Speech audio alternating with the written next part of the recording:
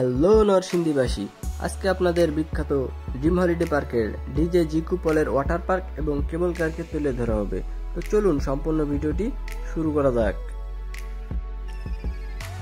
এই মুহূর্তে আমরা রয়েছি ওয়াটার পার্কের মূল ফটকের সামনে। এখান থেকে আরেকটি এগুলি আমরা মূলত আমাদের সেই কাঙ্ক্ষিত ওয়াটার পার্কের ভিতরে প্রবেশ করতে পারবো। তবে আপনাদের একটি কথা বলে রাখতে চাই, এই মেইন গেটের ঠিক ডান পাশে অনেকগুলো ভাস্কর্য তৈরি করা রয়েছে, যেগুলো দেখতে অনেক সুন্দর এবং ওটা সেলফির জন্য।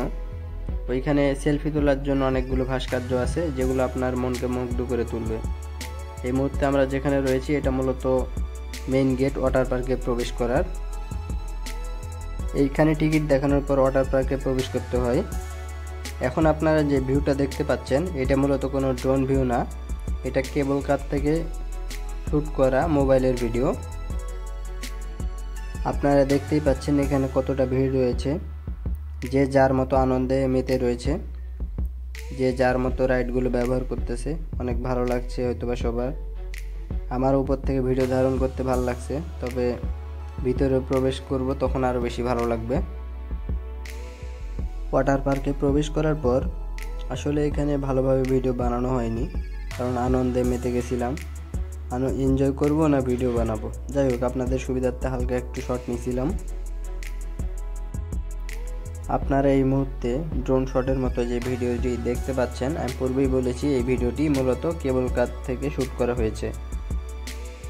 আপনারা এটাকে কেবল কার বলেন বা কেবল বাস বলেন, যাই হোক সেটা ম্যাটার করে না। বিষয়টা হলো যে আমার কাছে এটা একটু রিস্কি মনে হয়েছে।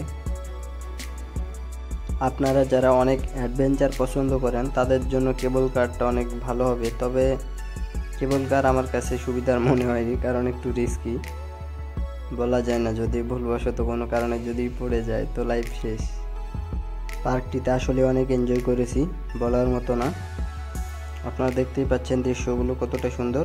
আর এই যে একটি কেবল কার দেখতেছেন আমাদের দিকে আসতেছে, মূলত পাশাপাশি অবস্থান করার কারণে কেবল কারগুলো দেখা যাচ্ছে।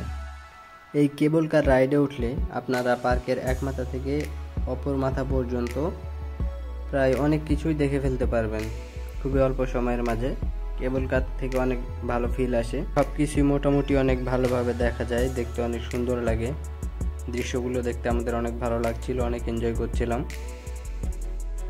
আমরা খালি চোখে যতদূর তাকাই, যতদূর পর্যন্ত আমাদের চোখ পড়ে, আমরা একবারেই সব কিছু দেখে ফেলতে পারি, কিন্তু একটি ক্যামেরাতে সব কিছু একবারে দেখানো সম্ভব না। এজন্য আপনাদের বলতে চাই যে আপনারা ভিডিওর মাধ্যমে যতটুকু পার্কটিকে দেখতেছেন, বুঝতেছেন, পার্কটি তার চেয়েও অনেক ভালো। পার্কটিতে দেখার মতো অনেক কিছু রয়েছে। এই ড্রিম হলিডে পার্ক সম্পর্কে বিস্তারিত জানতে হলে এবং এখানকার সুযোগ সুবিধা কেমন, এখানকার টিকিটের মূল্য কত এবং কতগুলো রাইড রয়েছে, আসলে কতটা এনজয় করতে পারবেন, সব কিছু যদি বিস্তারিতভাবে জানতে হয়, এই ড্রিম হলিডে পার্ক নিয়ে আমার আরও 6টি ভিডিও তৈরি করা রয়েছে, যেগুলো চাইলে আপনারা দেখে নিতে পারেন। সেক্ষেত্রে আপনাদের ড্রিম হলিডে পার্ক ভ্রমণ করতে অনেক সুবিধা হবে। এই ড্রিম হলিডে পার্কে আমি সকাল থেকে সন্ধ্যা পর্যন্ত অনেক এনজয় করেছি, অনেক ভালো লেগেছে। ঢাকার আশেপাশে একদিনের ভ্রমণের জন্য এই ড্রিম হলিডে পার্কটি আপনার কাছে একটি আদর্শ বিনোদন পার্ক হিসেবে আপনার কাছে বিবেচিত হতে পারে, কারণ এই পার্কটিতে এনজয় করার জন্য প্রায় 30 থেকে 40টি রাইড রয়েছে, যেগুলো আপনার মনকে মুগ্ধ করে তুলবে। এছাড়া এই পার্কে বিভিন্ন রকম ভাস্কর্য তৈরি করা রয়েছে, অনেক সেলফি জোন আছে। এছাড়া এই পার্কটিতে দেখার মতো অনেক কিছুই রয়েছে, যেমন এনজয় করার জন্য আমার কাছে সবচেয়ে ভালো মনে হয়েছে ড্রিম হলিডে পার্কের ভিতরে ভূতের বাড়ি, স্কাই ট্রেন আর ওয়াটার পার্ক। বিশেষ করে এই 3টা জায়গা আমার কাছে অনেক ভালো লেগেছে, যেগুলো আর 10টা পার্কে আপনি খুঁজে পাবেন না। বিশেষ করে এই পার্কে থাকার কারণে পার্কটা অনেক ফেমাস এবং পার্কটা অনেক ভালো। যদিও আপনারা এই কেবল কারে উঠলে অনেক এনজয় করতে পারবেন, এই পার্কের প্রায় অনেকটা অংশ এই কেবল কারে উঠলে একবারেই দেখে ফেলতে পারবেন। তবে কেবল কারটা আমার কাছে একটু বেশি রিস্কি মনে হয়, আমি এর রিভিউটা দিলাম না। আপনাদের যাদের ভয় একটু কম আছে বা উঠলে কোনো সমস্যা নেই, তারা চাইলে উঠতে পারেন, ভ্রমণ করতে পারেন। আমার কাছে ভালো মনে হয় নাই, তাই আমি কথাটি উল্লেখ করলাম। তবে এখান কেবল কারে উঠলে অনেকটা এনজয় পাওয়া যায়, অনেক এনজয় হয়, সব কিছু দৃশ্য ভালোভাবে দেখা যায়, অনেক ভালো লাগে, অনেক ভালো ফিল আসে। আর প্রাকৃতিক দৃশ্যগুলো আর এখানে যে ভাস্কর্য বা যেইভাবে পার্কটি তৈরি করা রয়েছে সবগুলো ভালোভাবে দেখা যায়, পর্যবেক্ষণ করা যায়, দেখতে অনেক সুন্দর লাগে। আপনাদের সবার উদ্দেশ্যে একটি কথা বলতে চাই, আমার এই চ্যানেলটি মূলত একটি ভ্রমণ বিষয়ক চ্যানেল। এখানে আমি দেশের বিভিন্ন স্থানের আমার ভ্রমণ অভিজ্ঞতা শেয়ার করে থাকি। আমি ভিডিওগুলো এমনভাবে তৈরি করি এবং আপনাদের দেখানোর চেষ্টা করি যাতে আপনারা খুব সহজে এবং সবচেয়ে কম খরচে সেই স্থানগুলোতে ভ্রমণ করতে পারেন।